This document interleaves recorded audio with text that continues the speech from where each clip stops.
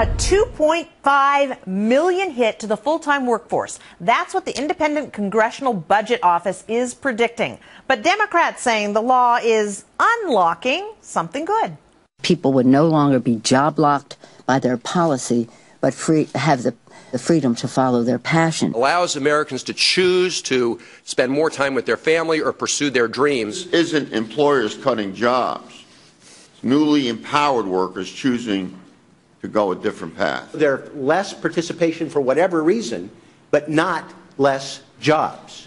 But what about the 3.6 million Americans we just discovered are out of work right now? Wouldn't they love to be job locked? Hi, everyone. I'm Brenda Butner. This is Bulls and Bears. Here they are, the Bulls and Bears this week. Gary B. Smith, Tracy Burns, Jonas Max Ferris, John Layfield, along with Jamu Green. Welcome to everybody. Okay, Gary B., Democrats say this is good news. What say you?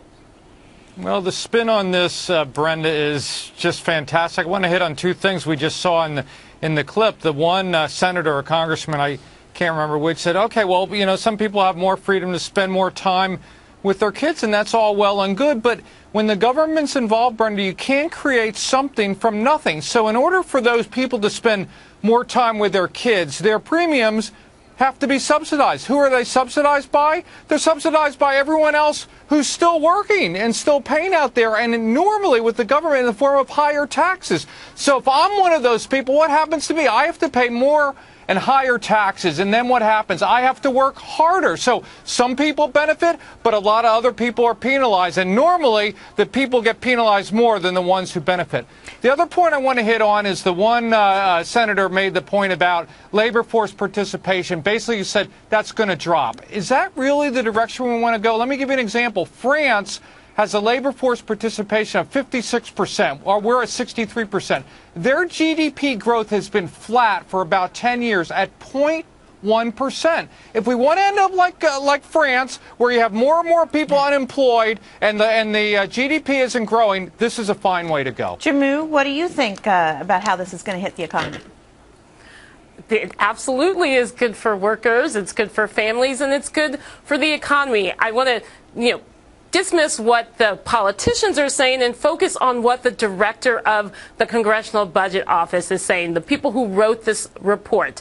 It is a change in the labor supply, not a change in the number of jobs that are available in the economy.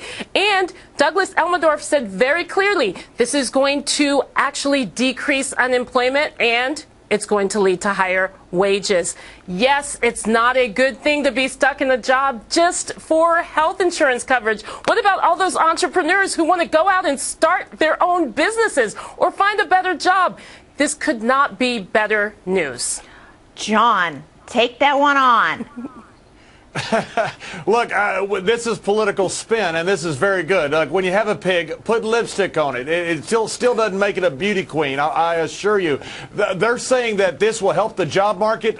Look, if your best answer is this easing job lock to create jobs or to open up jobs, it's the same as when they had the idea, let's tell companies that have cash on the balance sheet to hire people that they don't need. We don't have any job growth in this country. Jobs number was okay yesterday. It wasn't great. Wasn't terrible, but we've lost 1 million jobs since President Obama first took office. What we need is jobs here right now, and the fact of job lock. Do you really think that Bill Gates, when he quit Harvard and started up Microsoft, that he was worried about job lock? This happens to very few individuals as far as percentage-wise. They said the same thing in the housing crisis. People underwater had job lock because of their mortgages. It's a very small percentage. Jonas, what do you think about this cost-shifting idea? Is there anything positive to it, or is it all negative for the economy? I'm kind of between this because in the CBO report, they even say there's substantial uncertainty because we don't really know how people are going to behave under this new idea. This is a new way of being where, like, if you're 63 and you normally couldn't afford health insurance without working at a company that provides it, will you quit the job preemptively for retirement? Maybe. We don't really know. I like to think everybody's not going to run out of work just because they get subsidized health care. On the other hand, I don't think you should have to have a job to be able to afford health care. I think you should have to have a job to not be in poverty and to get a paycheck. Your employer should provide you a paycheck, but if you've got pre-existing conditions and can't afford health insurance, you shouldn't have to get a job to solve that problem. That is a separate problem than needing money to not be poor, which is what a job is supposed to provide. But Tracy, isn't this a disincentive to work? Totally. I think it's the wrong way. You don't want to change the labor force because of healthcare. You want to change the labor force because of innovation and entrepreneurship. And we're not seeing healthcare being offered to a lot of people because they're, well, part-time and consultants now. And nobody wants to take on these people because they still are uncertain of how it's going to affect their bottom line. So that's less jobs in the economy. I think we're backing into it in all the wrong way. And the fact that the Democrats are trying to spin that it's good to work less is so beyond what our forefathers wanted for this country. Okay, Jamu, what do you think? Well, let's simplify this. It's kind of like a revised version of musical chairs. You're going to have the same number of chairs, the same number of jobs, but there are going to be fewer people trying to squeeze into those jobs. So yes, all of those people, the long-term unemployed, Brenda, that you mentioned earlier, they will have a better opportunity to find those job openings. It's a win-win. Okay, That doesn't make any sense. Gary B., what do you think about the musical chairs analogy? I'm gonna come at it from another analogy, and it's very simple. The CBO, Jamu quoted, said, we're going to lose people out of the workforce. That's a given.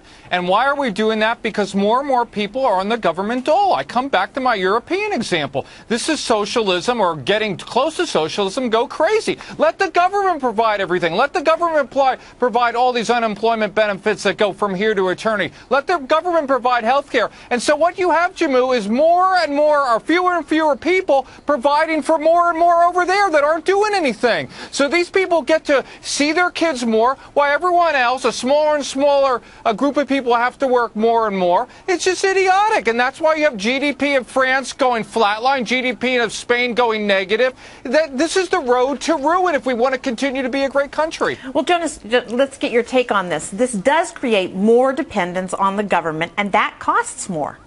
It costs more. Other people have to pay into the system to support you. If you intentionally don't work to lower your income so you can get subsidized health insurance, yes, that costs somebody, either the government or other workers or other. But again, let's come back to that. Is that how people are going to behave? And if it is, then we should move Medicare out to 70, because all those people from 65 to 70 are retiring because they can afford health care through Medicare, because that's subsidized times 5 compared to Affordable Health Care Act. So therefore, let's let them work till they're 70 so they can get health care through their employer. If that's a good system, let's take it further rather than just focus on this little piece. I'm not sure people behave that way to this extent that the CBO says. Maybe they do, and then, yeah, let's retire at 70 and work and have to stay in our jobs. Well, John, what do you think of that? I think in theory, this job lock argument works, but in theory, Obamacare works. If you have every young person out in America that wants to buy health care that they think they don't need and they don't want, then yes, it works. We all sit around and sing Kumbaya. We got free health care. Theories don't work in real life, and that's one of the problems with Obamacare. Look at all of the taxes, what Gary's talking about. Remember President Hollande in France, the socialist president who's going to soak the rich? Everybody's going to be happy. He has an approval rating under 20% right now because of his failed policies, the lowest of any post-war president in France. And what we're seeing here is we're paying for this through taxes. Look at all the tax increases that are coming about through Obamacare. They said this is going to be paid for by young people. It's not. It's being paid for through an increase in taxes. That hurts the economy. Okay, that's got to be the last word. Thanks, guys.